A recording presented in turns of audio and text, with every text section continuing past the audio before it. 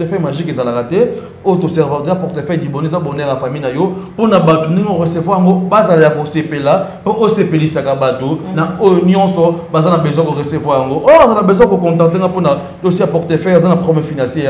Automatiquement, sans inconvénient. C'est que nous devons recevoir un bon moyen. Il faut aussi la carte dans la journée. On a des conditions, on appelle ça un magicien. Comme on a des guides spirituels, on a un montant qui va être le pouvoir. On n'a pas ça aux conditions parce que vous avez des difficultés. Jamais si on a rendre sur des difficultés, oh, il n'y a pas de on n'a pas de ou pas problème, pas de vous notez que nous avons des banques de fouilles sans comprendre un peu dans l'eau, on a fait balongo.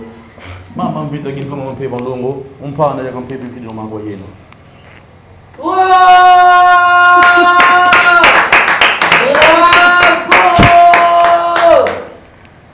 Non mais ce sont de vrais. Ce sont de vrais. Je peux toucher. Pas de problème. Je peux toucher aussi. Wow. Ça c'est un bien de 100 $. Voilà. En tout cas. Ça c'est un bien de 100 $. Tu ça qui est 500 francs. Tu ça qui est 500 francs. Il y a tu es pas Rachel. Voilà. Alors, Oeza. Oeza 100 $. 50 000 balais. Oh 100 $. Oh 100 $. Je vous avais dit, c'est un maître spirituel. Oya ça à ma Cameroun était que à ça il va ça côté. Coutume na coutume et ça na coutume nango. Tribu na tribu et ça na coutume nango. Et voilà, il a juste imploré des ancêtres la mission d'ailleurs. C'est juste 500 francs. On a sali prière wana.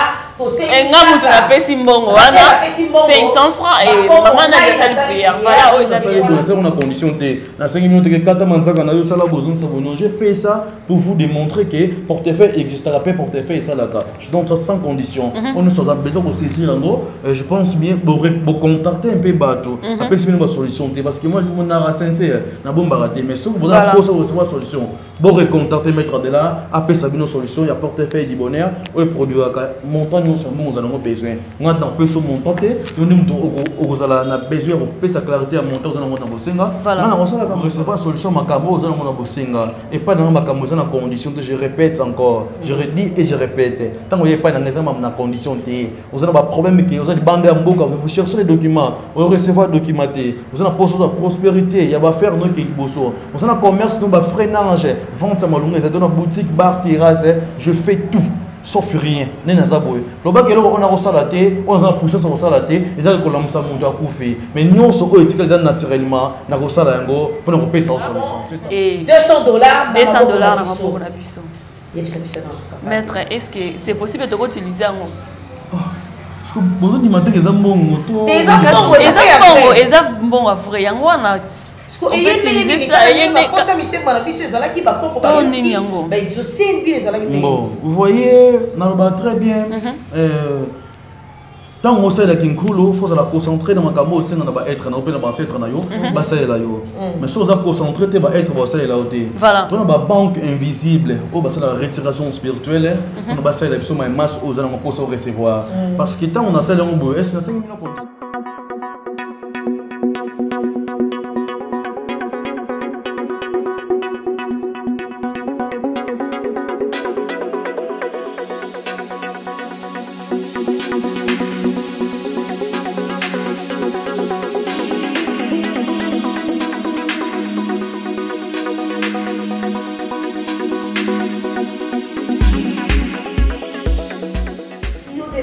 Démocratique dit Congo, précisément à Kinshasa, Nadia Gébé, la femme selon Jésus-Christ, avec Dadawa Taïfa, Jika de la presse congolaise. Nous allons recevoir pour vous aujourd'hui un maître spirituel. Il parle tellement bien, il fait bien son travail, maître Adela. C'est vrai, on a eu des témoignages. Ici dans la République démocratique du Congo, il y a 2 maîtres, je vous dis 2 maîtres et 2 maîtres.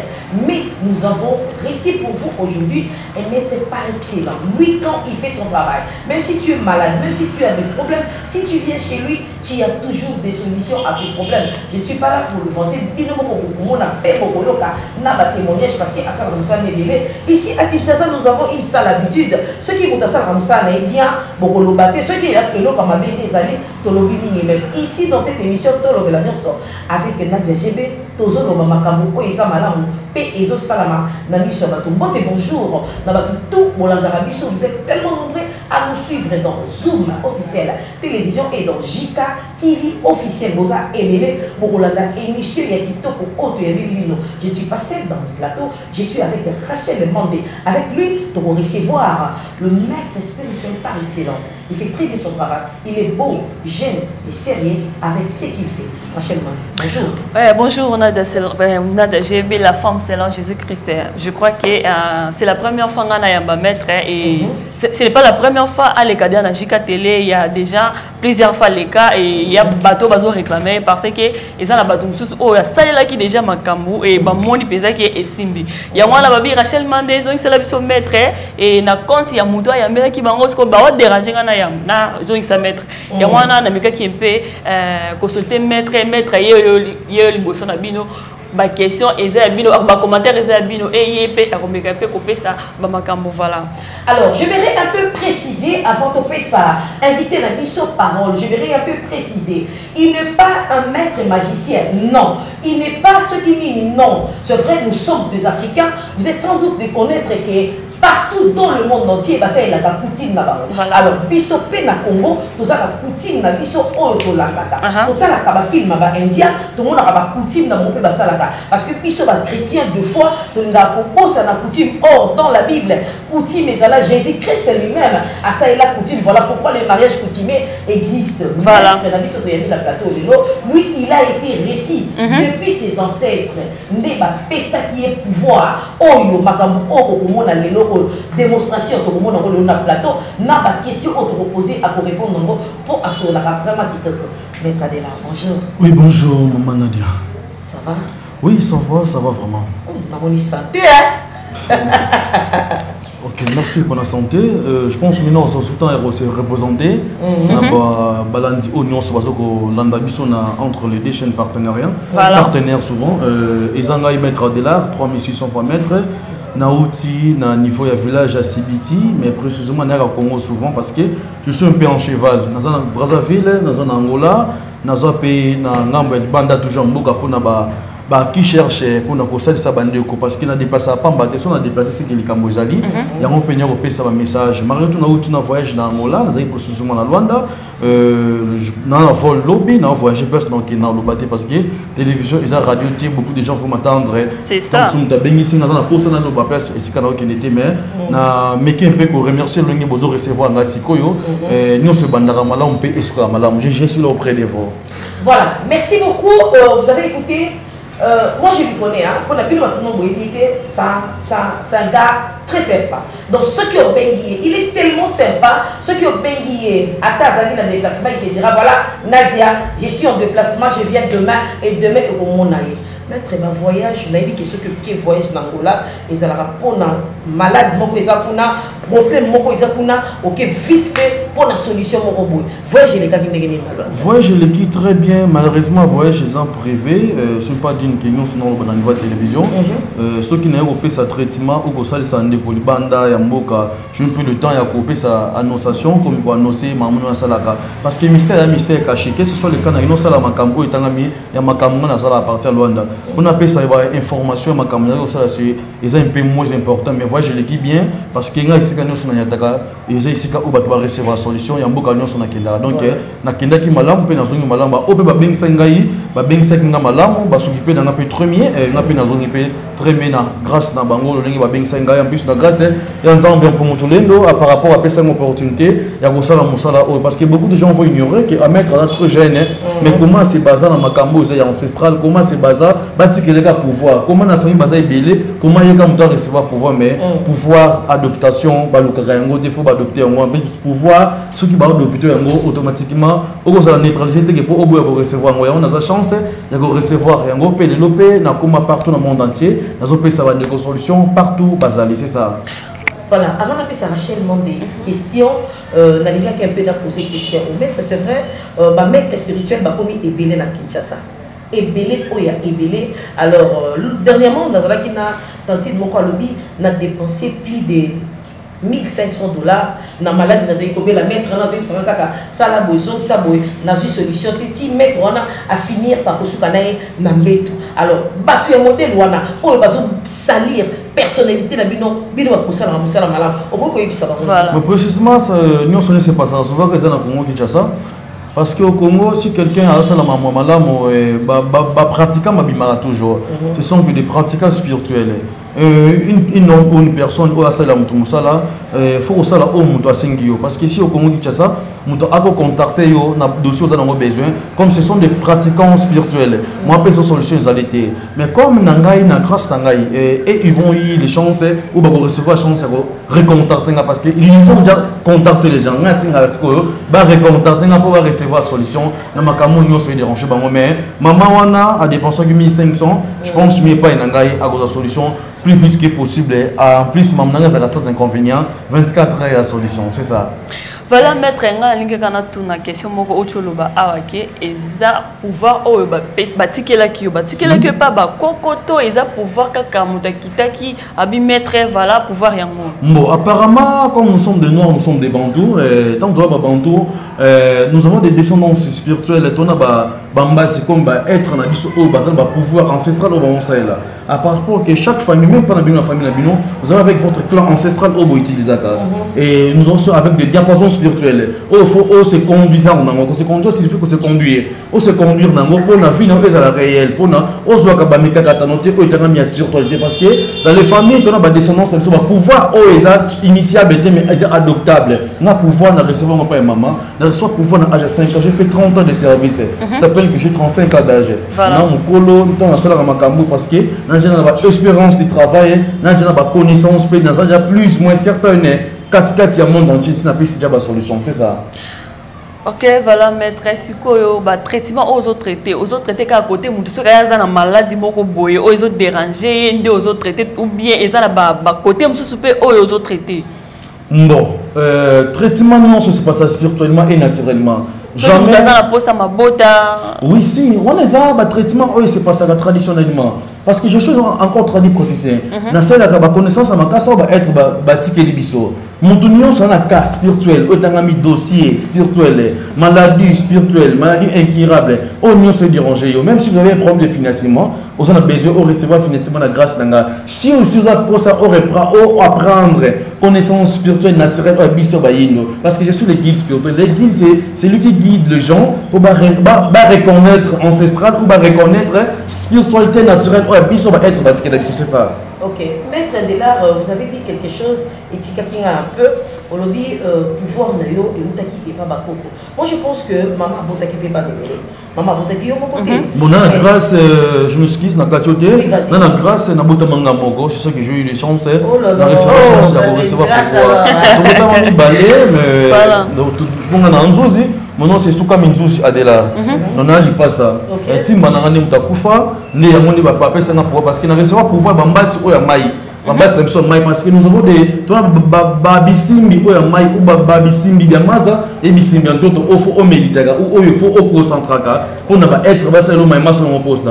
Nous avons avec des ancêtres au ba selo makamu so za na besoin parce que pas na biso aux autres restaurants makamu o ils a ancestralement, ils a naturellement. Eux se plaindre du bosser bankolo, du bosser ancêtre pour ne pas selo yo oyo ezanga kati na yo oyo ozo reconnaître te oyo ezozanga epai na yo na société na yo na compagnie na ba fier na boutique nous même si vous avez des menaces je suis là auprès de vous na repesa ba solution na makamuni on sona oyitanga miki ezala ba séparation d'amour o séparer na mba no za retour d'affection ozo na mba no sérieusement et pas mettre de la piste à solution 24 heures à solution même si vous avez besoin de succès on recevra succès automatiquement aux musiciens, aux artistes, aux comédiens, aux journalistes, on a pour ça recevoir ma gamme comme pifo. Au contactez maître de là, je suis là auprès de vous. Si vous avez besoin, il y a recevoir ma portefeuille du bonheur. Au ça, c'est la multiplication d'argent. On recevant un code de la famille. Comment pouvoir et se produire ou comment pouvoir et se conduire pour reconnaître un mot. Je suis là, je suis une guide spirituelle. Je vais guider comment on va prendre un mot. Même si vous avez au Pedra, chance au Koutanambalement quelconque, pendant ces prochains on recevra sous financement. Marche à comme blocage. On a pour ça, on s'est débloqué. oui, pas une dans sa purification spirituelle pour recevoir solution. Mais, et pas une et l'on appelle ça une condition, parce que jamais l'on peut se mettre dans la condition. Déjà, dans les conditions, et ça, quand on reçoit ma financement, il faut ça la qui signe, comme prospérité, il y a des difficultés, il y a des fait parce que mon portefeuille, il faut recirculer là. Mon portefeuille, il faut recirculable, mon tour à ça, il y a au son bandeko, et seulement mon commerce, mon corps. Prospérité ancestrale, il y a un commerce au salaire, même si on recevait encore de la même famille, il faut un commerce au salaire. Parce que beaucoup de gens vont connaître que non, Rachel a ça là, il est mais à comme la Jeep, à comme ce comme là, le monde de bazar un peu curieux, partout si mais ceux qui ont reçu ma cam au sein un petit commerce, qui Dubaï, qui Paris, au sein de commerce non naturellement, mais tandis que production, césaration et autres dans Katia, va pouvoir ancestral vous serez très bien, c'est ça. Bon, maître de l'art, en parlant de porte-monnaie, c'est vrai, tu as solo, tu as un peu éclaircir. Alors, ceux qui ont eu porte-monnaie magique, donc, aux anamboana, mbongo ceux qui coachent la porte-monnaie, il y a qui est là-bas,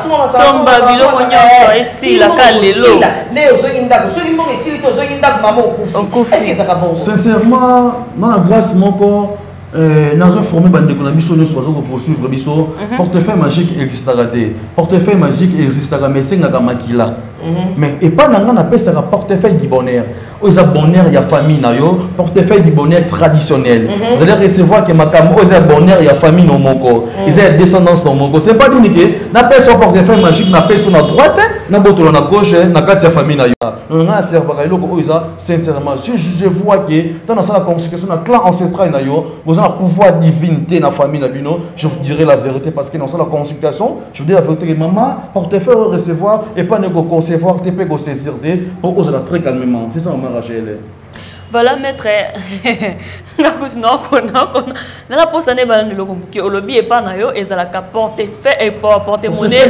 Portefeuille du bonheur.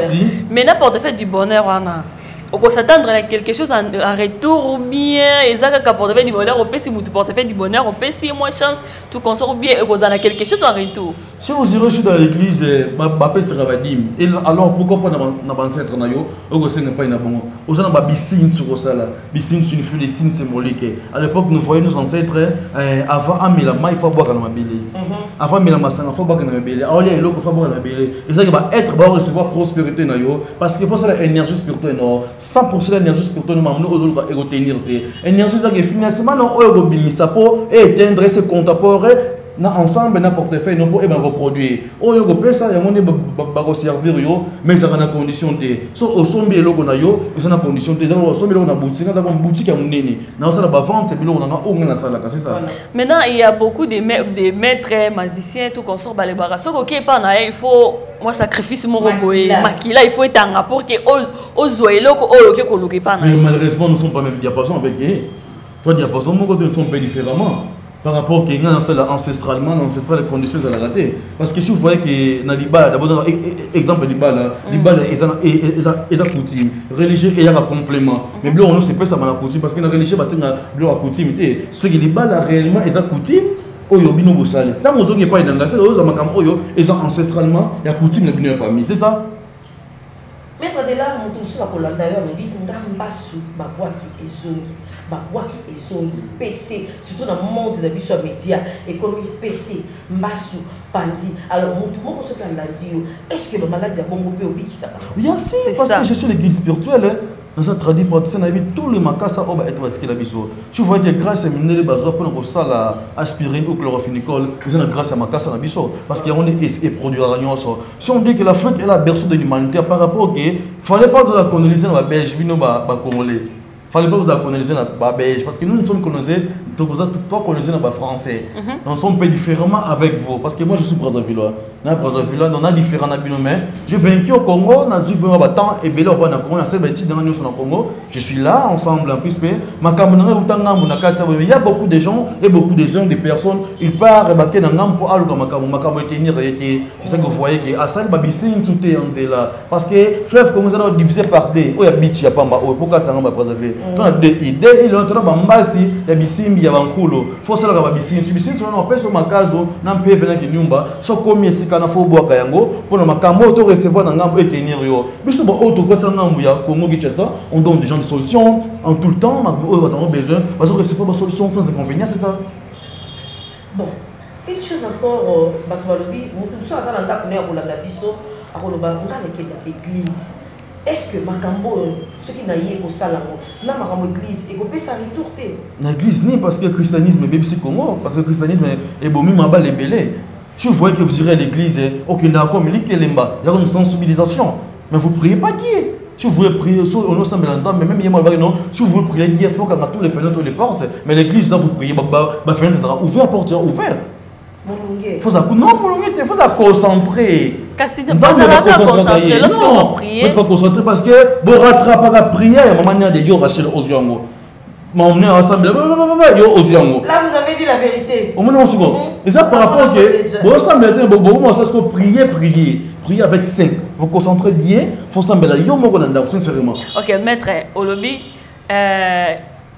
Maître Nazan pour ça n'a tenu le compte. Donc, vous avez pour dire mais je crois que. Mais Zamba Kelinga, comment on a des pouvoirs, on a recevoir. C'est la grâce parce qu'il y a des Kelinga. Et vous savez que vous avez pouvoir. Mais la grâce, on a son ça là. Mais nous sommes dans la connaissance, mais ça reste dans son épagne. Il y a ce qu'on a ensemble. Parce que nous avons un mystère, non, c'est un mystère. C'est une appétit Dieu. Vous savez maintenant on a été, mais bon numéro dans ça. Mais on a dans ça. Mais maman dans ça il y a un bon Zambé. Bien sûr, bon Zambé aux autres il y a un lobby. On a dans ça. Mais quand on a miracle, on a ça, la misa na ça, la miracle. Quand on a misa, on a ça, il y a un miracle bon recevoir. Parce que si peut-être on tourne dans la baguette, on fait dans l'église, on prie, tant on a miracle. On peut Zambé pas visiter Bisso. Ici au Congo, je dis franchement la vérité s'il vous plaît. Ici au Congo, nous ne vont pas avec un pasteur saint. On a pasteur mon côté à Saint, dans Congo Mobimba. On a pasteur mon côté à Saint. Nous allons perdre le pasteur Atom qui me repose en paix. Le seul pasteur. Non, non, pasteur Atom. Allez, Molot, s'il vous plaît. Voilà. Que me repose en paix. Ce n'est pas à vous pour prometter. Que me repose en paix. Allez, Molot. Très fort. Non, s'il vous plaît, je m'excuse. Voilà. Sincèrement. Non, peut-être que non, tu sais comment, non, pas la télévision. Non, on a clarité. Non, la sincérité, non, parce que moi, on a ça là, non, le bango, on a ça dans le bango, sur place dans les médias. On a ce qu'on reconduit dans les barrières. Parce que beaucoup de gens basent sur la télévision, va conduire une barrière. L'église dans le Burkina, au centre de la Rana, vous n'avez rien à prendre. Ce que je parle, nous avons avec un télo, écrivain, on a le bas, sincèrement, ils vont créer ça. Et qu'on peut Bible, et ça conduit bateau, c'est ça, maman. Voilà, en parlant des recevoir, en parlant de l'œuvre sevrée, on a réussi un maître spirituel qui a réussi ses dons à partir de ses ancêtres. Alors, maître Adela, j'aimerais un peu tout mon démonstration sur place, tout le monde deux chaînes et télévision tout mais qu'on vivre démonstration pour comprendre que ancêtre pendant de fan boye tozana bango tout autour na biso ba ça na biso mission bon oyo ezali nkinzo si vous voyez présentement aujourd'hui bozo ba cancer maladie belée à part après produit va ça bino ba kopo kopo sont neutralisé bino ça kopo oyo maman amango mela mai mais c'est une séance des esprits ça là na ko méditer nango et ko ça mai masse ona dans un besoin na kati ya kopo oyo parce que sincèrement nous sommes en 3 sur plateau na ça là que sensation énergie spirituelle il y a tout ça na bango parce que moi je ne peux pas faire ce que moi je n'avais. Mais on sait là, tout ça dans mission message, pour tout ça connaissance, pour tout ça sagesse, la biso, la bonne amie, la biso nion, sobino, bosambe là-bas. On ne disconvient pas, je suis là auprès de vous. Tu as un papier mouchoir, j'avais un papier mouchoir ici. Dans un papier mouchoir, moi encore. Au lieu de souiller qu'il au pessingaï, il n'y a pas souiller qu'il y a pessinga comme ça. Dans ça, la sincérité, des travail, des séances, des esprits, il y a un c'est ça. J'avais un autre papier mouchoir ici. Na déchiré yo déchiré au pesa nga eteni déchiré ka opensé lo ngina yo au pesa nga eteni au pesa nga eteni ici nango OK pas de problème eteni azima nous allons le pensez nga oyo ga maman ngala pangusa nous sommes là sur place avec vous OK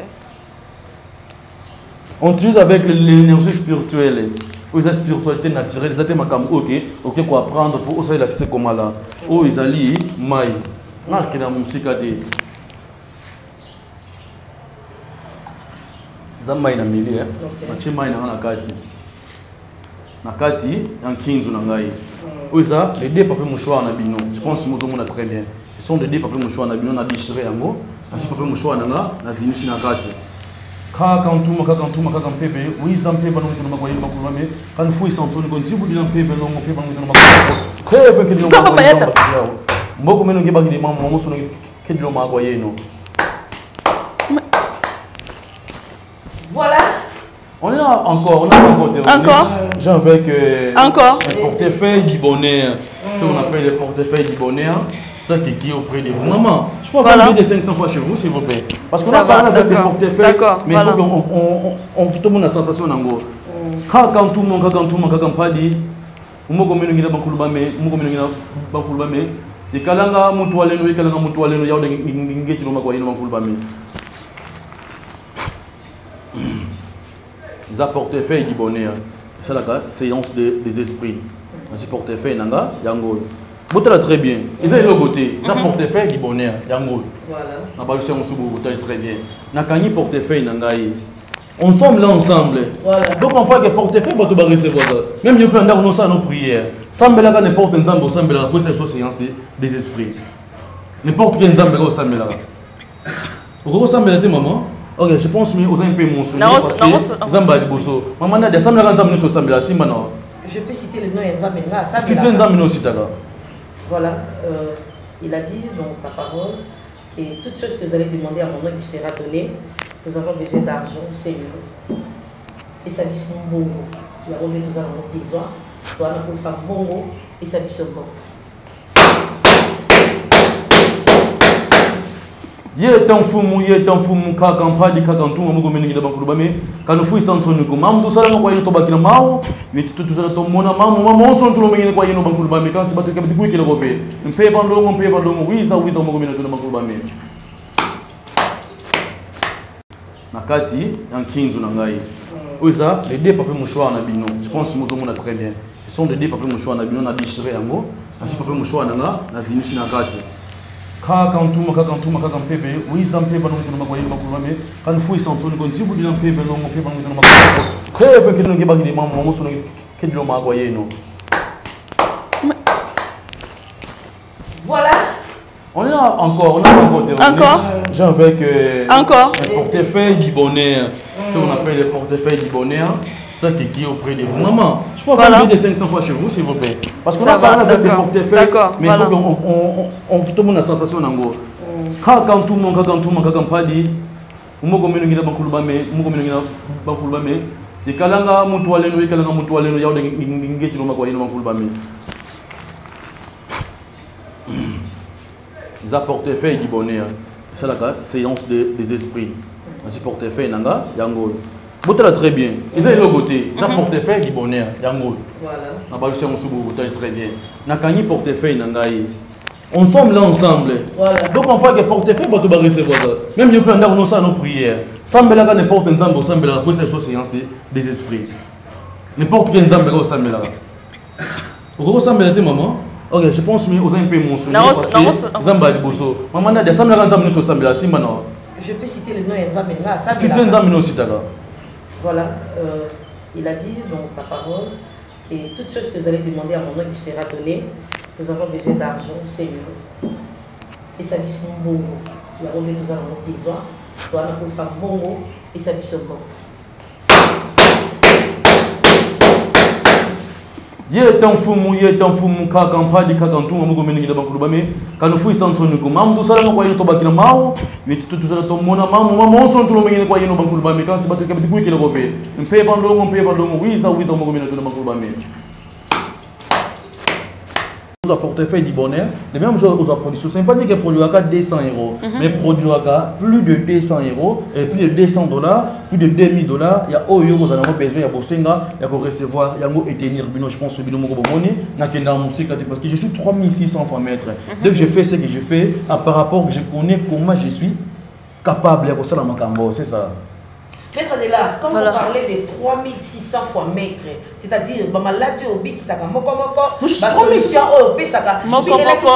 suis 3600 mètres plus que le maître de votre maître du Congo. Oh, bah, tu as dit, mais là, quand on a plus que bango. Bah, oh, bah, maître, bah, oh, bah, tu as dit, mais là, quand on a plus que bango, c'est ça? Voilà, Rachel m'a dit toujours que pour chiter, je ne sais pas, une dernière question pour voilà. Maître, nga za na posa kana iba mukie. Si. Na posa kana iba mukie. Siko pour que mon tout ce qu'elle lui aille pas na yo pona portefeuille magique oyo. Du bonheur, voilà. Portefeuille du bonheur. A kozwango avec quand na za posa kana iba condition ko zala teke pesa boy ko zala te voilà. Zali qui tango pesa énergie. A ko pesa kaka mwa mbongo na quand ndenge zala to kindanga na église to tie offrande style. Qui signe sous d'ailleurs go recevoir maïma so dango na bosenga et ça la condition ta maman. Ok, voilà. Merci beaucoup. Alors, une dernière question, maître. Un ami à Soleil Nanga, à telle émission dernièrement, et il m'a posé une question. Nadia, dans un postulé.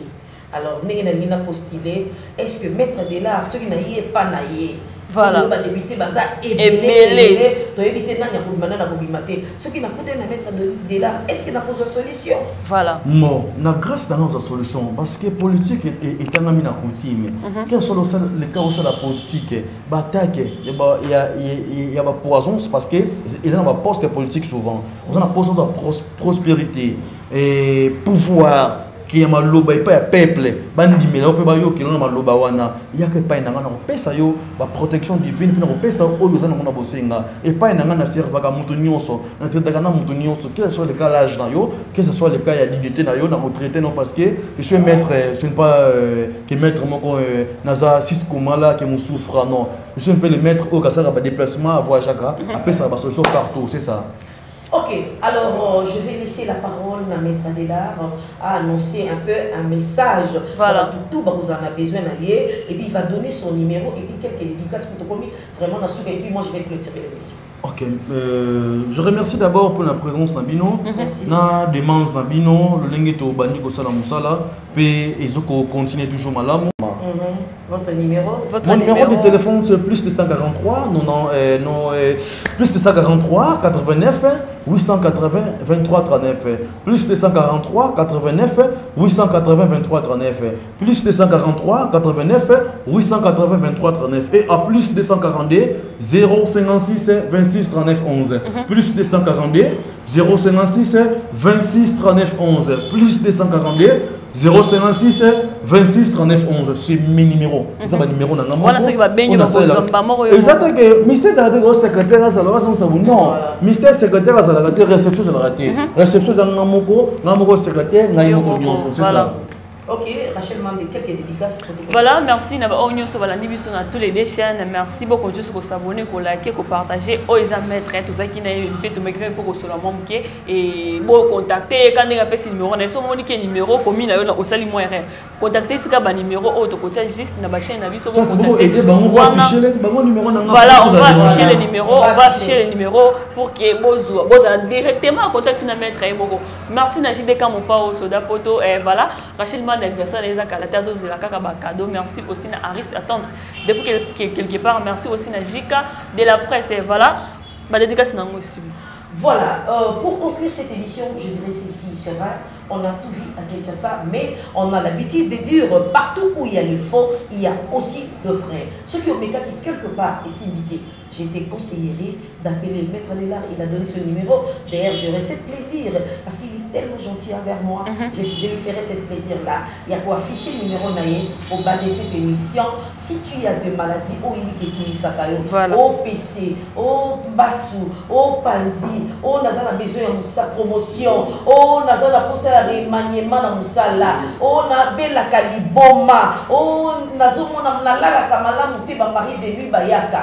En tout cas, il est sympa, il est gentil, il est courtois. D'ailleurs, je vous informe, ceux qui ont commis, ceux qui ont béni et qui ont quitté, vraiment la gentillesse, il y a pour rappeler, pour te dire que voilà, on n'a pas dit, aux autres contacter, pour hésiter, pour douter, peut-être que voilà, la monde qui va te bérer, si ma quitté, Nadia, les choses, c'est pas mettre de là, oui. Il y a pour qu'on soit vraiment solution.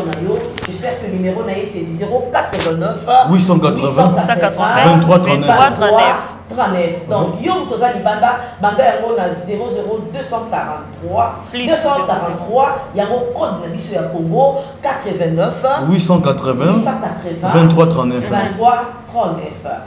Nous voici à la fin de cette émission. J'ai dit merci beaucoup à Brave et à Fabrice Mandé pour les images. J'ai dit encore merci à Papa Yves Kassende pour les images. Merci à mon frère qui est là derrière pour l'assistance. Malheureusement, je vais perdre Léna, mais merci quand même pour l'assistante. Et là, j'ai fait des gros câlins à Samantha et Doxy, les fruits de mes entrailles. Maman vous aime beaucoup, beaucoup. Ça n'est fini pour aujourd'hui cette émission. On a déjà géré la femme, c'est notre accord. Je vous dis bye bye.